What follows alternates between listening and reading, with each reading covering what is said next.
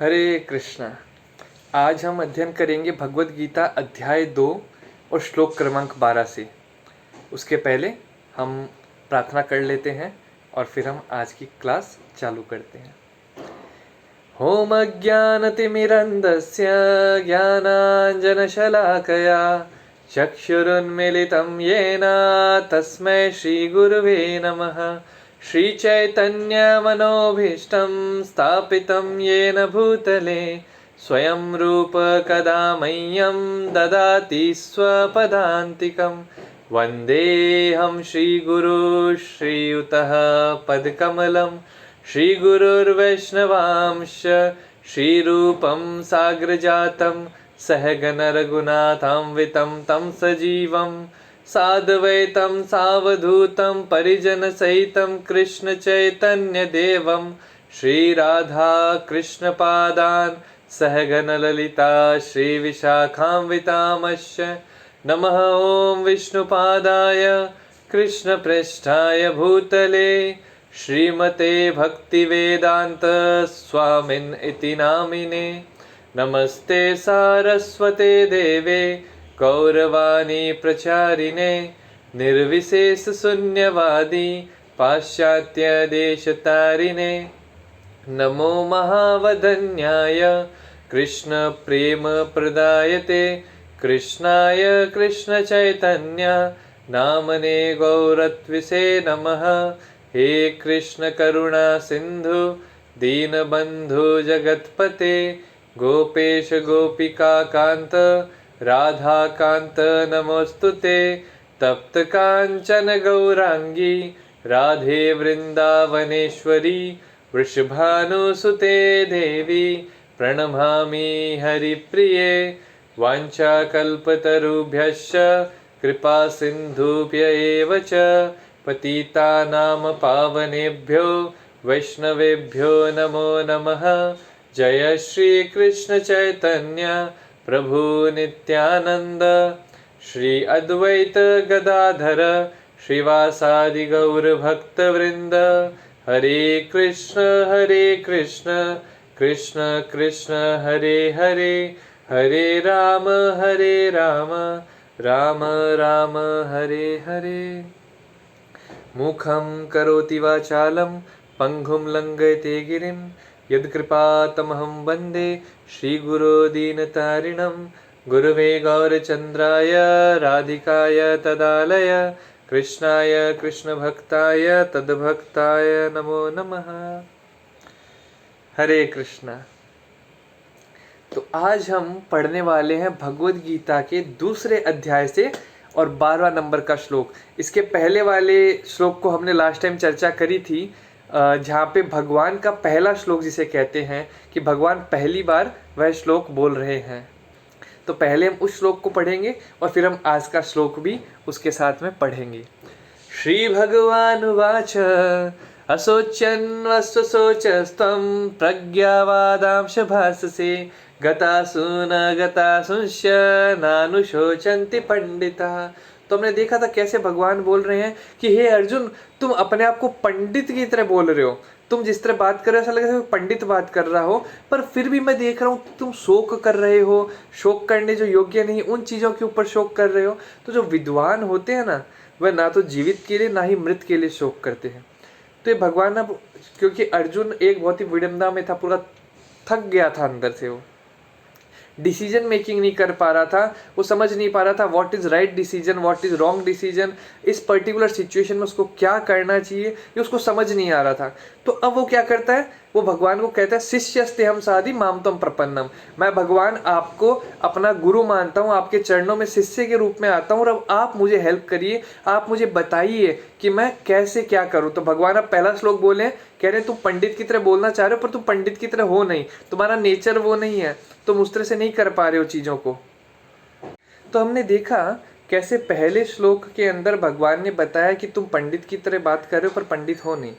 और अब दूसरा जो श्लोक है जो कि है अध्याय 2 श्लोक क्रमांक 12, तो हम उसके बारे में चर्चा करते हैं। आप लोग मेरे पीछे दोहरा सकते हैं, डिस्क्रिप्शन में श्लोक दिया हुआ है, वहाँ से देख सकते हैं। और एक बहुत ही महत्वपूर्ण बात आप लोगों को, चैनल को सब्सक्राइब करें, लाइक करें, शेयर करें, कमेंट करें, ताकि और भी लोगों को भगवद गीता का ज्ञान है ये मिल सके, क्योंकि हम इसका बहुत डिटेल में स्टडी कर रहे हैं तो लोगों को इसका लाभ हो सके। तो श्लोक क्रमांक 12, न त्वेवाहं जातु नासं न त्वं नेमे जनाधिप न चैव न भविष्यामः सर्वे व्यम अथ परम। सर्वे वयम अतः परम। ऐसा कभी नहीं हुआ कि मैं ना रहा हूँ, तुम ना रहे हो, अथवा ये समस्त राजा ना रहे हो, और ना ऐसा ही कि भविष्य में हम लोग नहीं रहेंगे। तो अनुवाद में क्या बोला जा रहा है कि ऐसा कोई टाइम नहीं था, भगवान कह रहे हैं ऐसा कोई समय नहीं था जब मैं नहीं था, या तुम भी नहीं थे, या जो जितने भी राजा लोग या युद्ध करने आए हैं ये लोग भी नहीं थे, और ऐसा आज भी नहीं क्योंकि आज हम सब लोग हैं, और ऐसा भविष्य में भी नहीं होगा। तात्पर्य पढ़ते हैं श्रील प्रभुपाद जी के द्वारा। श्रील प्रभुपाद की जय। तात्पर्य, वेदों में कठोपनिषद में तथा श्वेताश्वर उपनिषद में भी कहा गया है कि जो श्री भगवान असंख्य जीवों के कर्म तथा कर्म फल के अनुसार उनकी अपनी अपनी परिस्थितियों में पालक हैं, वही भगवान अंश रूप में हर जीव के हृदय में भी वास कर रहे हैं। केवल साधु पुरुष जो एक ही ईश्वर को भीतर बाहर देख सकते हैं पूर्ण एवं शाश्वत शांति प्राप्त कर पाते हैं।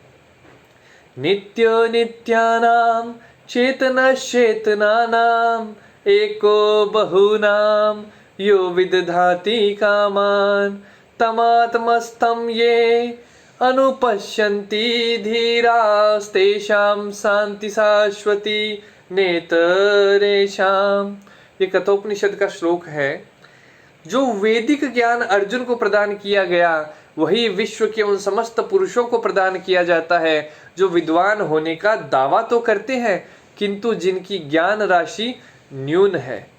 भगवान ये स्पष्ट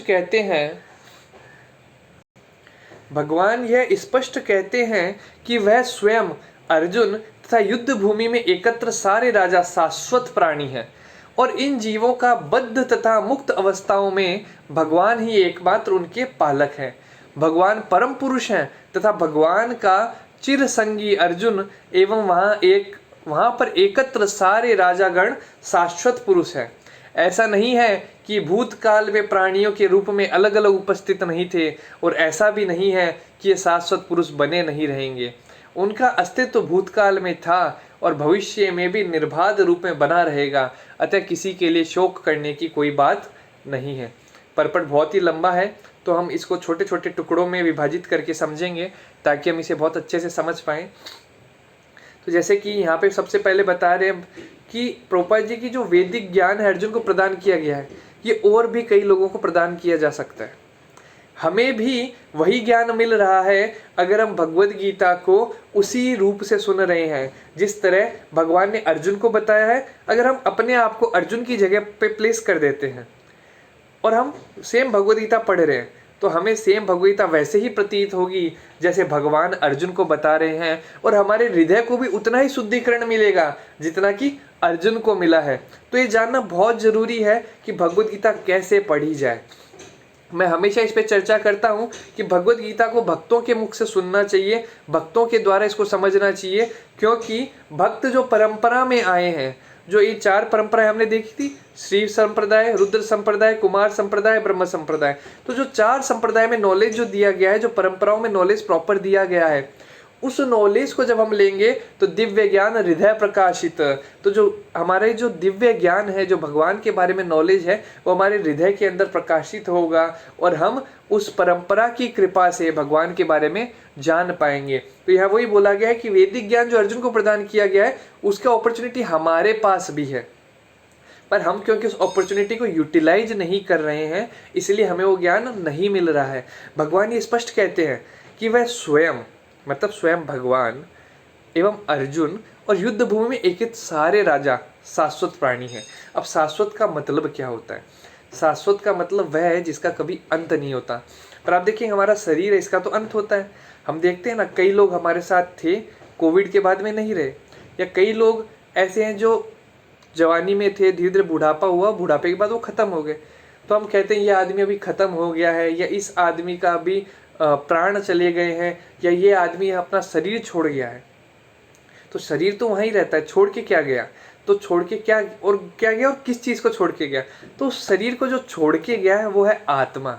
तो यहाँ जब भगवान कह रहे हैं कि अर्जुन तथा युद्ध भूमि में एकत्र राजा शाश्वत प्राणी है, तो जो प्राणी शब्द यहाँ यूज किया गया, या शाश्वत प्राणी जो है ये जीव के संबंध में, जीव मतलब आत्मा के संबंध में है, कि जो अर्जुन की आत्मा है और युद्ध भूमि में जो एकत्र राजाओं की आत्मा है, वो आत्मा हमेशा है, वो शाश्वत है, उसको कोई काट नहीं सकता, मार नहीं सकता, खत्म नहीं कर सकता है। और भगवान तो स्वयं अजन्म है, भगवान तो हमेशा ही पूर्ण है, पूर्ण पुरुषोत्तम है, उनको तो कोई वैसे भी कोई कुछ नहीं कर सकता। जिस प्रकार कहा जाता है ना 1 - 1 = 0, भगवान के केस में होता है 1 - 1 = 1।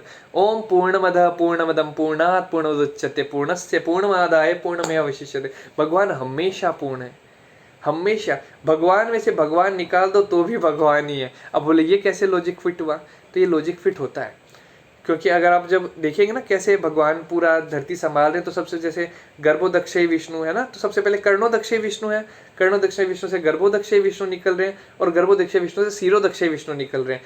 तो एक विष्णु से दूसरे विष्णु निकल रहे हैं, तो दैट डज नॉट मीन कि जो कर्णोदक्षय विष्णु थे वो अभी छिन्न भिन्न हो गए, नहीं, वो वैसे के वैसे ही है।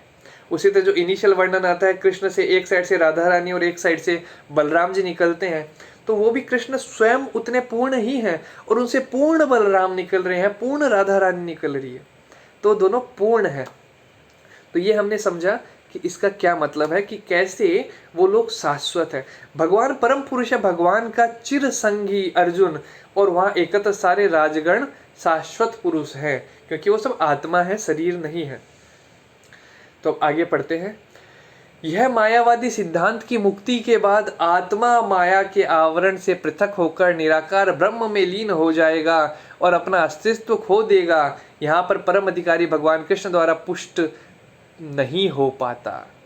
तो जो मायावादी लोग होते हैं वो लोग क्या कहते हैं कि अगर जैसे माटी है, माटी के घड़े का एग्जाम्पल भी वो लोग लेते हैं कि माटी का घड़ा फूट जाता है तो अंदर आकाश बाहर आकाश सब मिल गए और सब एक हो गया, आप और परमात्मा एक हो, आप भी भगवान हो। उनका फिलोसॉफी क्या है कि सभी भगवान है, नया कंसेप्ट है ना, सब लोग ही भगवान हैं, हम भी भगवान, तुम भी भगवान, सब लोग भगवान। पर अगर आप देखेंगे इज नॉट प्रैक्टिकल, जैसे यहाँ भी बताया गया है। पर एक सिंपल एग्जांपल लेते हैं, देखिए अगर मैं कहूँ कि मैं भी भगवान हूँ और सपोज लेट्स टेक एग्जांपल, जैसे मेरा वॉलेट है ना, मैं कहूँ वॉलेट में और मेरे में कोई अंतर नहीं है, तो क्या लॉजिकल सही है? हाँ, अगर मैं कहता हूँ वॉलेट में और मेरे में कोई अंतर नहीं है, that is not at all logical. या फिर मैं कहूँ कि सोन पापड़ी या फिर राजभोग या रसमलाई में और मेरे में कोई अंतर नहीं है, रसमलाई अगर मैं खाऊंगा भी तो ब्राह्मण है, मैं भी ब्राह्मण हूँ, तो खाना ही क्यों है? जब आप ब्राह्मण हो वो भी ब्राह्मण है, तो आपको खाना ही क्यों है? और आप भगवान हो तो आपको तो भूख लगनी नहीं चाहिए, फिर आपको तो खाना ही नहीं चाहिए। और फिर what to say about little, हम एक्स्ट्रा में जाए मल, है ना, तो अब तुम कह रहे हो कि तुम्हारे सोन पापड़ी भी सेम है, राजभोग भी सेम है, तुम्हारे लिए मल भी सेम है, तो सोन पापड़ी के मल क्यों नहीं खाते? तो बेस्ट तो ये इन लोगों को क्या है ना, मल खिलाना चाहिए, तब इनको समझ में आएगा कि हाँ थोड़ा डिफरेंस है। पर इतना ज़्यादा इनको अहंकार हो रखा है कि ये लोग उस चीज़ को लॉजिकली समझते नहीं है। तो यहाँ प्रभुपाद जी बता रहे हैं परपट में मायावादी सिद्धांत जो है उसकी मुक्ति, जो कहते हैं ना आत्मा माया के आवरण में है और बाद में वो ब्रह्म बन जाएगी, ब्रह्मांड में भगवान बन जाएगी, that is useless philosophy. And वो यहाँ पे भगवान भी उसकी पुष्टिकरण नहीं कर रहे, न ही इस सिद्धांत का समर्थन हो पाता है। बद्ध अवस्था में ही हम अस्तित्व का चिंतन करते हैं। यहाँ पर कृष्ण स्पष्ट कहते हैं कि भगवान तथा अन्यों का अस्तित्व भविष्य में भी अक्षुण्ण रहेगा, जिसकी पुष्टि उपनिषदों द्वारा भी होती है। कृष्ण का यह कथन प्रमाणिक है क्योंकि कृष्ण मायावश्य नहीं है, माया के अधीन कृष्ण नहीं है ना। ये चीज हमें बहुत ही इंपॉर्टेंट है, हमें समझनी चाहिए, क्योंकि भगवद गीता में भगवान स्वयं कह रहे हैं देवी सा गुणमयी मम माया दुरत्तया मामेव ये प्रपद्यन्ते मायामेतां तरन्ति ते, मायामेतां तरन्ति ते। और माया किसकी है? मम माया दुरत्तया। भगवान कह रहे हैं 7वें अध्याय के 14वें नंबर श्लोक के अंदर कि ये जो माया है ये किसकी माया है, ये मेरी ही माया है, और जो मेरी ही शरण लेता है वही इस माया को तार सकता है, वरना तार भी नहीं सकता। तो मम माया दुरत्तया और तरंतिते माया मेता तरंतिते, तो माया से अगर तरना है तो क्या करना पड़ेगा, प्रपद्यन्ते, भगवान की शरण में जाना पड़ेगा, क्योंकि भगवान की ही माया है, और भगवान की माया है तो भगवान उस माया के वश में नहीं हो सकते। यदि अस्तित्व तथ्य ना होता तो फिर कृष्ण इतना बल क्यों देते कि वह भी भविष्य के लिए मायावादी। यदि अस्तित्व तथ्य ना होता तो फिर कृष्ण इतना बल क्यों देते, और वह भी भविष्य के लिए। मायावादी ये तर्क कर सकते हैं कि कृष्ण द्वारा कथित अस्तित्व आध्यात्मिक न होकर भौतिक है। यदि हम इस तर्क को कि अस्तित्व भौतिक होता है स्वीकार कर भी ले, तो फिर कोई कृष्ण के अस्तित्व को किस प्रकार पहचानेगा। कृष्ण भूतकाल में भी अपने अस्तित्व की पुष्टि करते हैं और भविष्य में भी अपने अस्तित्व की पुष्टि करते हैं। उन्होंने अपने अस्तित्व की पुष्टि कई प्रकार से की है और निराकार ब्रह्म उनके अधीन घोषित किया जा चुका है। कृष्ण सदा सर्वदा अपने अस्तित्व बनाए रहे हैं। यदि उन्हें सामान्य चेतना वाले सामान्य व्यक्ति के रूप में माना जाता है तो प्रामाणिक शास्त्र के रूप में उनकी भगवद गीता की कोई महत्ता नहीं होगी। बहुत ही इंपॉर्टेंट बात यहाँ कही गई है कि अगर आप भगवान को ये तो क्यों भी नॉर्मल पुरुष है तो उनकी बुक का फिर क्या वैल्यू है। कृष्ण सदा सर्वदा अपना अस्तित्व बनाए रखे हैं। यदि उन्हें सामान्य चेतना वाला सामान्य व्यक्ति के रूप में माना जाता है तो प्रामाणिक शास्त्र के रूप में उनकी भगवदगीता की कोई महत्ता नहीं होगी। एक सामान्य व्यक्ति मनुष्यों के 4 अवगुणों के कारण श्रवण करने योग्य शिक्षा देने में असमर्थ रहता है। तो अब ये 4 अवगुण कौन से हैं? ये 4 अवगुण क्या है? हमारे सेंसेज इम्परफेक्ट हैं, हमारी इंद्रियां इम्परफेक्ट है, और इम्परफेक्ट सेंस के कारण हम इल्यूजन में फंसते हैं, और इल्यूजन में फंसने के कारण हम गलतियां करते हैं, और गलतियां छुपाने के कारण हम लोगों से धोखेबाजी या फिर चीट करते हैं। इम्परफेक्ट सेंसेस के कारण गोइंग इन इल्यूजन, इल्यूजन के बाद में committing mistake and then hiding mistake by cheating propensity. तो ये जो 4 चीज़ें हैं ये हमारे जीवन में इस तरह आ रही है। तो उन्होंने अपने अस्तित्व की पुष्टि कई प्रकार से की है। निराकार ब्रह्म उन्हें अधीन घोषित किया जा चुका है। कृष्ण सदा सर्वदा अपने अस्तित्व बनाए रखे हैं। तो आगे पढ़ते हैं। एक सामान्य व्यक्ति मनुष्यों के 4 अवगुणों के कारण श्रवण करने योग्य शिक्षा देने में असमर्थ रहता है। गीता ऐसे साहित्य के से ऊपर है। कोई भी संसारी ग्रंथ गीता की तुलना नहीं कर सकता। श्री कृष्ण को सामान्य व्यक्ति मान लेने पर गीता की सारी महत्ता जाती रहती है। भगवत गीता किंचिद धीता, गंगा जल लव कणिका पीता। भगवत गीता किंचिद धीता, गंगा जल लव कणिका पीता। सकृदपियेन मुरारी समर्चा, क्रियते तस्य यमेन न चर्चा। क्रियते तस्य यमेन चर्चा। तो ये जो श्लोक है शंकराचार्य द्वारा रचित ये श्लोक है जिसमें भगवद गीता की महत्ता महानता के बारे में बताया गया है कि भगवद गीता कोई थोड़ा सा पढ़ ले या थोड़ा सा भगवद गीता पढ़ ले तो उसकी चर्चा यमलोक में भी नहीं होती। तो अगर इतना इम्पोर्टेंट इस ग्रंथ को बताया गया है तो कैसे हम कह सकते हैं कि इसके रचयिता एक साधारण होंगे, हमारी तरह एक कोई पुरुष होंगे। हाँ वो पुरुष है, ऐसा नहीं है कि वो पुरुष नहीं है, पर वो कौन से पुरुष है? वो परम पुरुष है। परम पुरुष, परम योगेश्वर, हर चीज में परम है। परम मतलब हर एक चीज के परफेक्शनलिस्ट, हर एक चीज के टॉप मोस्ट पर्सन है वो। जैसे हम कहते हैं ना कोई करोड़पति होता है, कोई अरबपति होता है, तो कोई खरबपति होता है, पर जब भगवान के बारे में बात होती है तो भगवान लक्ष्मीपति होते हैं। उसी तरह कोई एक टेबल उठा सकता है, कोई चेयर उठा सकता है, कोई 200 किलो उठा सकता है, कोई 500 किलो तक उठा सकता है, पर जब भगवान उठाते हैं तो गिरि गोवर्धन उठा लेते हैं। जब भगवान उठाते हैं तो वराह के रूप में पूरी धरती उठा लेते हैं। तो जब भगवान उठाते हैं तो अनंत शेष के रूप में पूरा भूमंडल उठा लेते हैं। तो ये भगवान की एक काबिलियत है कि भगवान कैसे हर चीज में श्रेष्ठ है, उनसे ऊपर कोई नहीं है और उनके बराबर भी कोई नहीं है। ये जानना बहुत जरूरी है कि भगवान के बराबर कोई भी नहीं है। जब ब्रह्मा जी ने वरदान दे दिया था ना हिरण्यकशिपु को कि तुम ना दिन में मरोगे, ना रात में मरोगे, ना तुम घर के भीतर मरोगे, ना बाहर मरोगे, ना ही तुम इंसान के द्वारा मरोगे, ना ही जानवर के द्वारा मरोगे, ना ही अस्त्र के द्वारा मरोगे, ना ही शस्त्र के द्वारा मरोगे। तो इतने वरदान देने के बाद में एक वरदान और है जो आजकल हम लोग नहीं सुनते हैं, उसी के अंदर एडिशन था, वो था कि तुम 12 महीने में भी नहीं मरोगे। अब आप सोच रहे होंगे कि ये क्या चक्कर हो गया, 12 महीने में भी नहीं मरेगा, ये तो पहली बार सुन रहा हूँ। 12 महीने में भी नहीं मरेगा, घर के अंदर भी नहीं मरेगा, बाहर भी नहीं मरेगा, ऊपर भी नहीं मरेगा, नीचे आकाश में भी नहीं, धरती पे भी नहीं, कैसे मरेगा ये? और भगवान ब्रह्मदेव जो थे वो उनको वरदान देके चल दिए, ये सोचा भी नहीं कि वे मरेगा कैसे।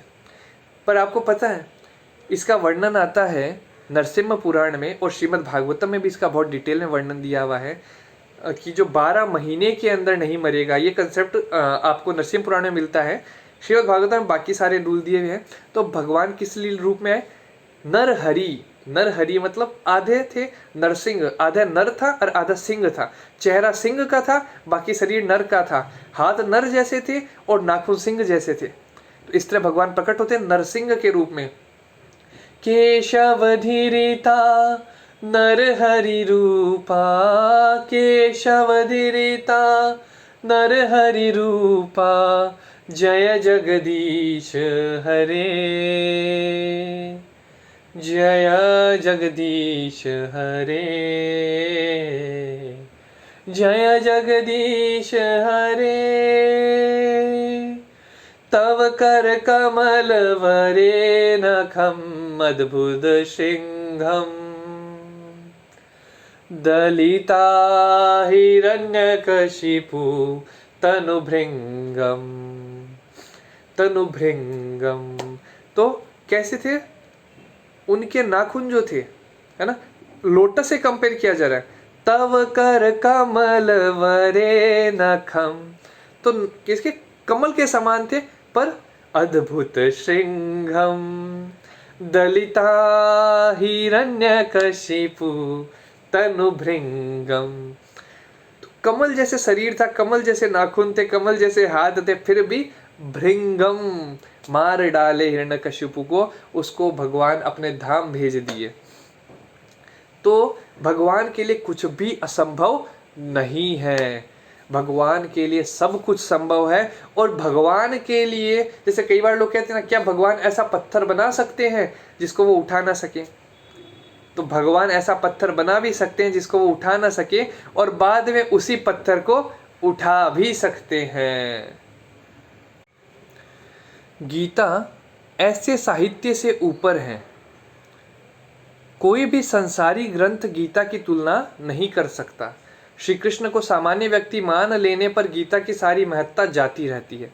मायावादियों का तर्क है कि इस श्लोक में वर्णित द्वैत लौकिक है और शरीर के लिए प्रयुक्त हुआ है, किंतु इससे पहले वाले श्लोक में ऐसी देहात्म बुद्धि की निंदा की गई है।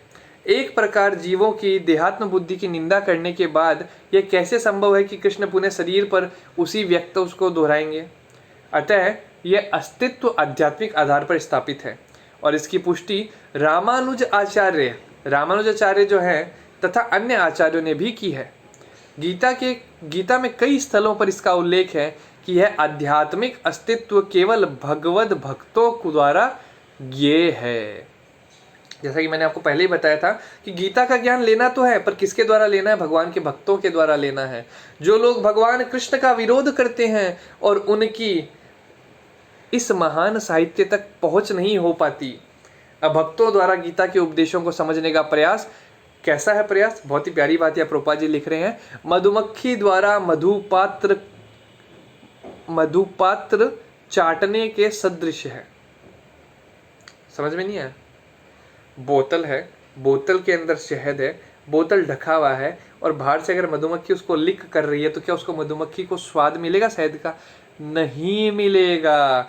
पात्र को खोले बिना मधु को नहीं चखा जा सकता। इसी प्रकार भगवद गीता के रहस्यवाद को केवल भक्त ही समझ सकते हैं, अन्य कोई नहीं। जैसा कि इसके 4th अध्याय में कहा गया है, न ही गीता को स्पर्श ऐसे लोग कर पाते हैं जो भगवान के अस्तित्व का ही विरोध करते हैं। अतः मायावादियों द्वारा गीता की व्याख्या मानो समग्र सत्य का सरासर भ्रामक निरूपण है। भगवान चैतन्य ने मायावादियों द्वारा की गई गीता की व्याख्याओं को पढ़ने का निषेध किया है। मायावादीर भाष्य सुन ले हईले सर्वनाश। जो मायावादियों के भाष्य को सुनता उसका सर्वनाश हो जाता है। और चेतावनी दी है कि जो कोई ऐसे मायावादी दर्शन को ग्रहण करता है वे गीता के वास्तविक रहस्य को समझ पाने में असमर्थ रहता है। यदि अस्तित्व का अभिप्राय अनुभव गम्य ब्रह्मांड से है तो भगवान द्वारा उपदेश देने की कोई आवश्यकता नहीं थी। आत्मा तथा परमात्मा का द्वैत शाश्वत तथ्य है और इसकी पुष्टि वेदों द्वारा होती है, जैसा ही ऊपर कहा जा चुका है।